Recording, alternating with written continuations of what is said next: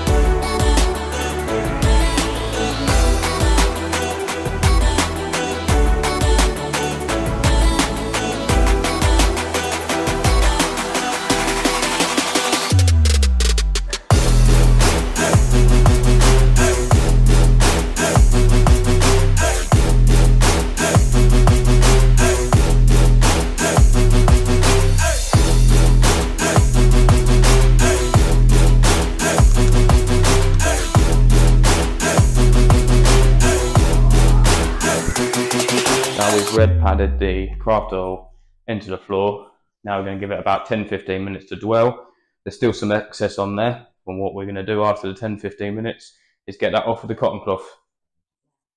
Now we're going to use the cotton cloth to take off the excess and give it a nice finish. The way we're going to put it on the buffing pad is we're just going to overlap the corners over the edge like that.